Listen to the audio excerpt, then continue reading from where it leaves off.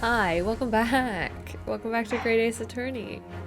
Inspector Gregson, where is this Your Books establishment? Well, obviously, we looked into that. Did you? It turns out that Your Books is just here on the next corner of Meerschaum Street, going east. The locations map information has been updated. Very nice. And there you have it, as you can clearly see now. I don't know what's happening. Oh. My learned Nipponese friend is obviously in training to be a clown, the way he regales us with such witticisms. Damn! What an insult. To your future career in the circus. You put that glass down now, or I'll put it down for you. Yeah, you tell him, Sasato. Get him. I, didn't think I needed to spell it out, but here we go. Okay. If the accused was coming home from Your Books instead of Bourbon Books, there's no doubt he still would have passed the place where the victim was stabbed. Right. Yes, thank you, Inspector. Oh, so our point was irrelevant? Allow me to reiterate my learned, if somewhat slow, Nipponese friend. I keep dropping my controller. He scared me when he crushed his glass. Wherever the man purchased his musty tomes, it makes no difference in the final analysis. Ah. Oops. This music. As I suspected, you can't fool me, and I don't suggest you try. What did I say, eh? I've had enough of this now. Beg your pardon? Terribly sorry, but would you mind repeating that? Mr. Naruhodo, we mustn't give up. What do you mean? If the prosecution's assertion is correct, the members of the jury may very well decide that Mr. Natsume is guilty. She's absolutely right. We must think. We must consider the assertion just put forward by the prosecution very, very carefully. Okay, they claim Saseki-san must have passed the location of the incident on his way home from Your Books, but... should we raise an objection? Do we have anything to raise an objection with? Let's see. The east... okay, location is the east side of Briar Road. Right. Okay. The victim remains unconscious. Her name was gleaned from her personal effects. Other details are unknown. Apart from the single stab wound from the large knife, no other signs of injury were observed. The assailant was seen running away by the reporting officer and was successfully arrested the following day. Okay, that's all we know so far. I don't know what else to... let's look at the map real quick. I mean... there's a possibility he went this way, right? I'm gonna object. Raise an objection. Okay. The assertion just made by the prosecution is fundamentally flawed. It's a very... explain yourself, counsel? Yes, my lord. You can see what I mean on this map. When returning from Your Books to his lodgings, Mr. Natsume could have followed the route suggested by the prosecution. However, that isn't the only conceivable route to take between the two places. Yeah, there we go. Nice. Okay, perfect.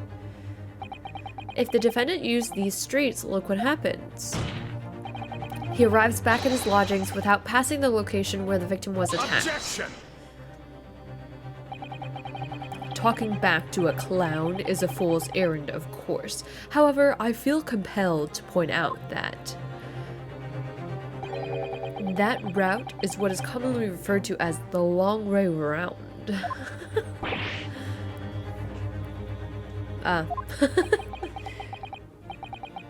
On a cold winter's night, why would any man choose to take a longer route home? Well, how do you know it's the longer route? The answer is extremely simple. He wouldn't. In other words, he didn't. The accused took the obvious route back to his lodgings and is the obvious perpetrator of this crime. Nice. Get him. But, yes, I've got it. Obviously, we must ask the man himself. Ask Mr. Natsume which route he took home. Just ask him. I have already informed the court of the accused's response to such questioning. He claims he has no recollection. Damn it. That's right, as I said. And that's right, as I said, the bloke seems to spend his time outside wandering aimlessly from A to B. That day was no exception. He says he doesn't remember where he was or which route he took home. Oops. I don't believe this.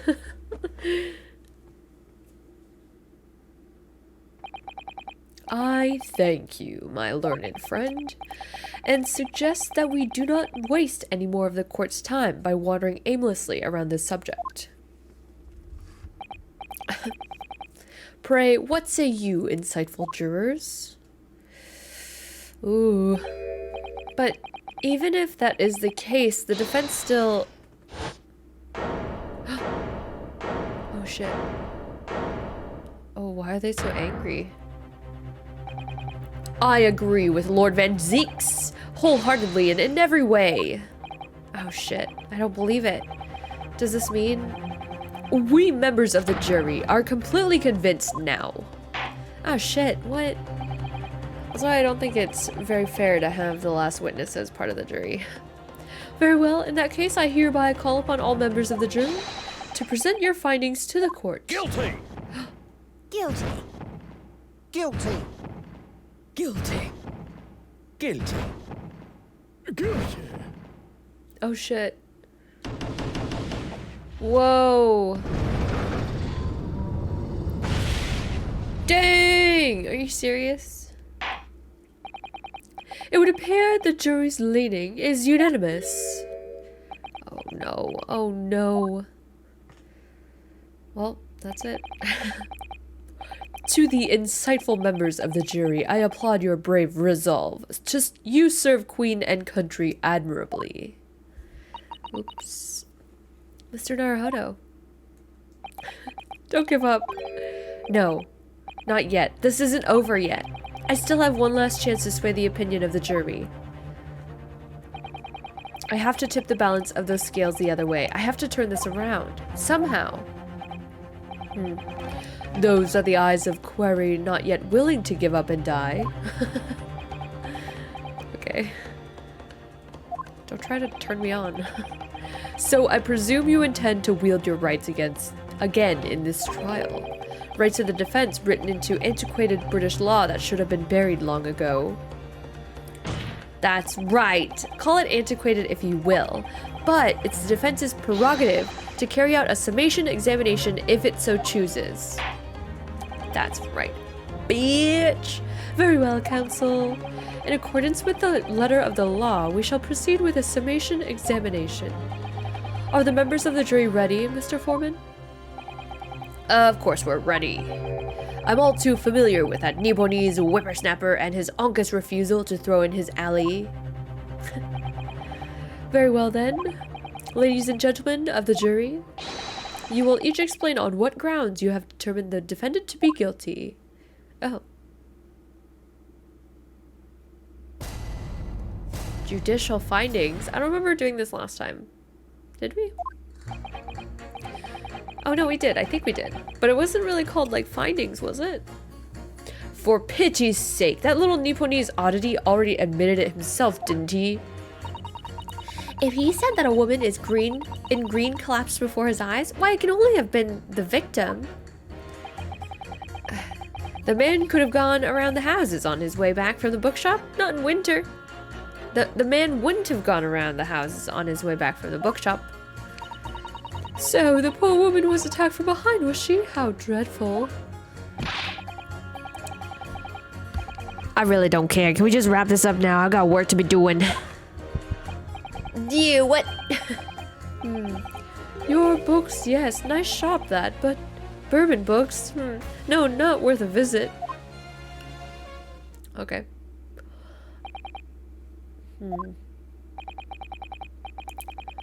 With only minor exceptions, the reasons for finding the defendant guilty are all too clear. When the stabbing occurred, the only two people at the scene were the victim and the accused. And the accused himself has admitted to seeing the victim in her green overcoat sink to the ground before his eyes. Furthermore, we have heard from the inspector that the defendant then fled the scene. I must say, I would have ample grounds to convict this man already. Oh dear, even the judge appears convinced of Mr. Natsume's guilt now. Well, that's it, right? If the judge thinks that he's guilty. Why did he have to run away like that? And how are we supposed to believe in some phantom attack that nobody could see? This is impossible. How can I possibly make a case for the defense? Mr. Naruhodo, this is no time for grumbling. If we want to force the trial to continue... Yes, I know. I have to turn the tide. I must make the jurors change their minds. Well, 4 of them at least. Exactly. We have no choice but to forge forward. You have the floor, counsel. Begin your examination. Yes, my lord. Okay. I just need to keep this trial going somehow. Whatever it takes.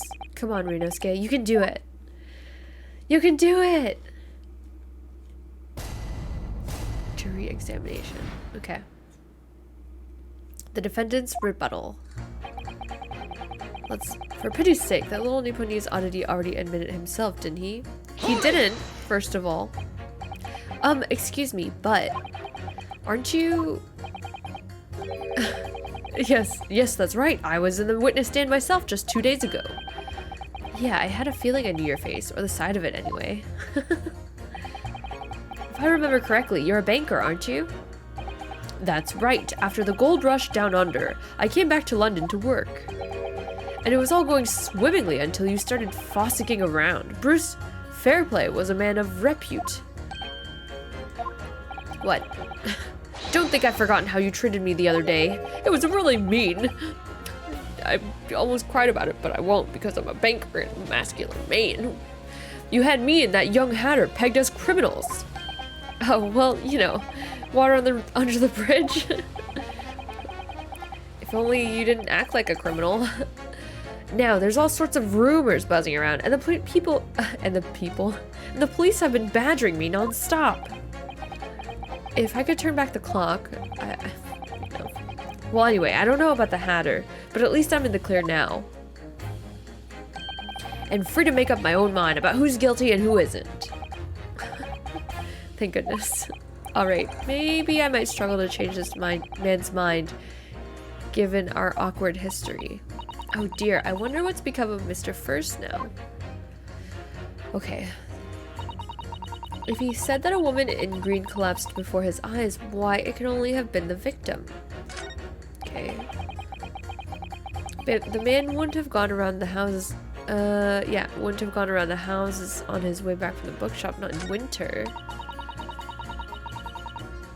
So the poor woman was attacked from behind, was she? How dreadful. I really don't care. Can we just wrap this up? I've got work to be doing. Your books. Nice shop that. But bourbon books? Not worth a visit. Okay, so we can also pit... Okay, let's press this one. You're right that at the time of the incident, the defendant admits to having seen someone wearing a green overcoat walking ahead of him. Well, quite. That's exactly my point. Clearly, that someone wearing green was the victim. And clearly that funny little Nipponese man with the disturbing mustache is the culprit. That's rude. But let us not forget, madam, the defendant vehemently denies attacking the woman. Why, of course he does. If he admits to stabbing her, this life is over. The man is obviously a liver-faced coward, honestly, claiming the woman simply collapsed before his eyes. But if that's a lie, as you're suggesting, do you not think he would have concocted something more credible? Oh, I really couldn't say. After all, you are foreign. Who's to say what goes through your funny little minds? Damn. I can tell you what's going through my funny little mind right now, but you wouldn't like it. Get him. I do declare the man has already made the admission. He himself has stated that there was nobody else around. Surely the conclusion is obvious? No one else could possibly have committed this awful crime. If no one else could have done it, the accused must be the man. Really, it couldn't be more simple. Your argument is compelling in its simplicity, I must admit. Oh my, you are too kind, my lord. That went well. For her. Okay, we'll put the other ones. Or we'll press the other ones. Let's press this one, okay. But you can't deny that there are other routes Mr. Natsume could have taken back from your books. Oh yes, like you drew on the map, you mean. What was it? Calabash Road or something? Precisely. But it seems to me that what counts is whether the little Japanese fellow actually went that way or not. Well, yes, that's true. And at the moment, there's no proof that shows he did, is there? Well, yes, that's true as well. And as I understand it, the accused himself doesn't remember which way he went, does he? Well, yeah, that's annoyingly true. Winter nights are dark and cold, so the way I see it, you'd want to get home as quickly as possible. Well, yeah. Why is all this true? So really, the only thing that makes sense is that he went home along Briar Road. I'm supposed to be convincing you here. I've given it a lot of thought, you know. I didn't just make up my mind on a whim that he did. I mean, if there was some logical reason why he might have gone the Calabash Roadway, it'd be different. I'd be happy to reconsider my position in that case. Honest, I would. I reason why Soseki-san might have taken the longer way home. Yeah, a good reason. I don't imagine you'll be able to sway this young man's opinion without one. Well, shit. Okay, was she stabbed in the back? Yeah, stab went to the back.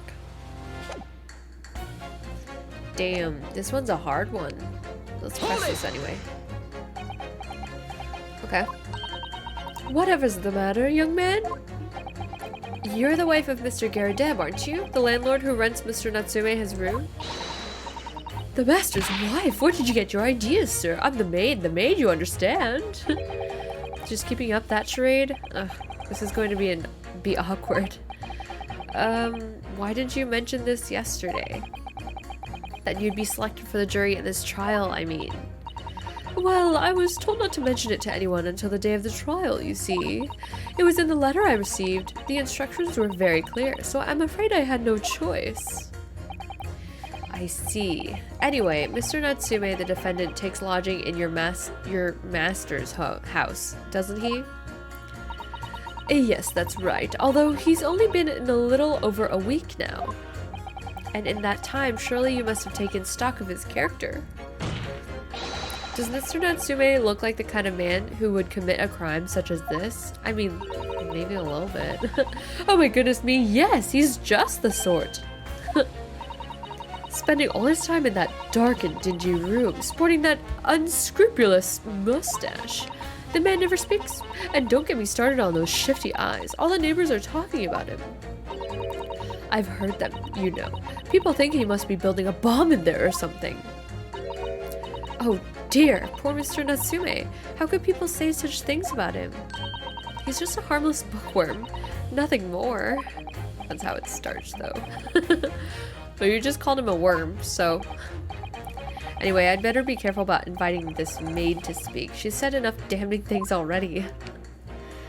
Okay, says I really don't care. Can we just wrap this up now? I've got work to be doing. I guess let's press this one too. I don't know. A man's life is on the line here, sir. This will take as long as it takes. Don't get clever with me now, son. My life's on the line too, and so is my family's. What does that mean? The likes of you wouldn't understand, but a laborer like me can't afford to take time off. If I don't work, I don't eat, and neither do the wife and kids. Oh, I see. That must be very hard. I go to the union every morning to find out what needs doing. If you're late and the work's taken, it's tough. This time of year, there's water and gas supply pipes bursting left, right, and center. They're after cheap labor to get the roads dug up to fix it. It's a hard slog from dawn till dusk, it is. Okay. So you were digging up the roads on the day of the incident as well, were you? Oh, that's right. In fact, if I remember rightly, it was just around the corner from where it all happened. By that old bookshop it was. You didn't fail to mention this beforehand? What another coincidence. That's right, Meerschaum Street it was. Meerschaum Street. On the map, there are only 3 named streets. Oh shit. Juror number 5. I need you to add that information to your formal statement, please. What's the point in that? Can't we just get this business over with now? Please, sir. It's important. Fine, I'll do it. Okay. On the day it happened, I was digging up Meerschaum Street from... Okay. Let's look at the map now. How do we know? Oh, this is Meerschaum Street. Oh, so he for sure went down that way, though. Okay.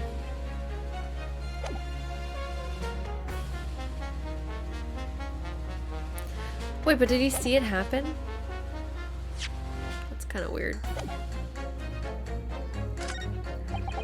Your books, yes, nice shop that, but Bourbon books, not worth the visit. Let's see what he has to say. This one's so hard. Sorry? Fold it, you say? Fold what? I said hold it.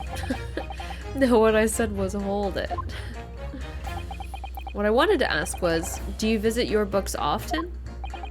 I like the old books they have in there, yes. I enjoy reading them over a nice cup of old tea. That's my daily routine, you see. Same thing every day, including the day you're all talking about. And at what time did you visit your books on the day in question? Well, I was picking out books in there all afternoon, and it could have been just before 5 that I left. That's my daily routine, you see. Same thing every day, including the day you're talking about. He's wearing a green jacket. Just before 5, you say? Exactly when the victim was attacked. Are you sure about the time? Oh yes, no mistake there. I remember it well. I'm not about to forget that day in a hurry. Not after the dreadful time I had. What happened? Oh no. Oh my god. Well, I was walking down Calabash Road when I slipped on the ice and donked my head. It's always worse after the snow stopped falling. That's when it's most slippery. Knocked myself clean out, I did. I really thought my number was up. I don't know why I'm giving him a southern accent all of a sudden. Wait a minute, let me get this straight. This happened on Calabash Road? That's right, I live in Cornpop, you see. Heading down Calabash Road is the quickest way for me to get back from your books. Juror number 6, I must insist that you add that information to your formal statement. It may very well be extremely significant. Eh? Sorry, extremely sick? No, I'm quite well right now. Okay. Dude, we got it. It sends a shiver down my spine to hear the members of the jury so convinced of Mr. Natsume's guilt. But I can't help feeling that some of their opinions are rather subjective. I agree, it's the irrelevance of what some of them are saying that sends a shiver down my spine. Still, at least some of their assertions don't actually incriminate Mr. Natsume of anything. That's something. We must use that to our advantage, Mr. Naruhodo. Cunningly. Yes, you're right. Let's listen to the jurors again carefully. And if any of their assertions are at odds, I'll pit them mercilessly against each other. Yo, we got this. Don't hold back. Pit them all against each other. Okay. It's gotta be... If he said that a woman in green collapsed before his eyes, why can only have been the victim? Yeah, this one. And... this one. Objection! Boom, got him. Those two statements clearly show a flaw in the juror's reasoning. A flaw? What are you talking about, counsel? Well, juror number 2? Juror number 6? My, whatever do you mean, sir? I think perhaps the old man didn't hear you. Unbelievable. It's not like I was loud or anything. There is at least one fact of which we can be sure here. The bookshop receipt found in the defendant's room clearly indicates that on the day of the attack, he had been to your books and purchased a number of secondhand titles. He then returned home on foot. But the man says he has no recollection of his return journey. That's correct. But what he does remember is seeing someone appear in front of him on the way. Someone in a green overcoat who suddenly collapsed on the pavement before his eyes. Yes, we're all well aware of this. The poor young woman who was stabbed, obviously. Objection! Can we really be sure of that, madam? My, whatever do you mean? I'm sure you heard juror number 6's account of what happened to him that day. That same afternoon, there was somebody else apart from the victim, who was wearing a green overcoat and who fell over on the icy streets in the neighborhood. Oh my. My goodness, you mean... Yep, that's right. I'm referring, of course, to hard of hearing juror number 6.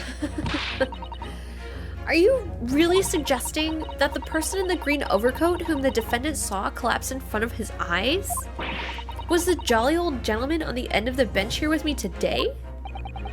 That is entirely possible, yes. After all, the old man has a somewhat similar build to the victim. Well, look at that. My goodness me. Huh? Sorry, you need a pee? And crucially, we know precisely where the old man in the green overcoat fell. On Calabash Road. Therefore, if the person who Mr. Natsume saw collapsing in front of him was in fact juror number 6, it means the defendant must have taken the long route back to his lodgings. And if that's true, then clearly the crime scene on Briar Road where the woman was stabbed was not on his way home. Nice. Nailed it. It's a cool shot. You idiot old man. If you hadn't been so daft as to be roaming about there, we'd have boxed this off hours ago. And really, what were you thinking wearing such a befuddling coat? What did you say to me? I still can't hear anyone. Is it a crime for the elderly to walk the streets these days? Huh? Is it a crime to slip over on the ice? Is it a crime to keep up with the latest styles and wear a beautiful green overcoat? Is it? It is a great, beautiful green overcoat.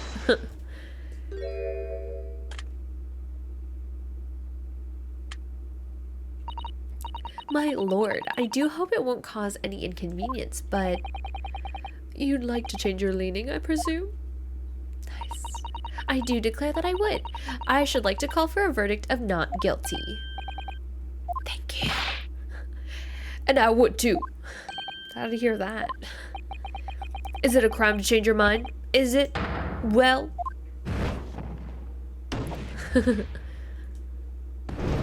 Nice. Good work, good work. Nice. So what, we just need 2 more? Oh, well done, Mr. Naruhodo. That was wonderful. Well, we've managed to change a couple of minds at least. It strengthened our position somewhat. Yes, and it will prompt the other members of the jury to reconsider their stance as well. They'll be asking themselves if their current leanings are really right or not.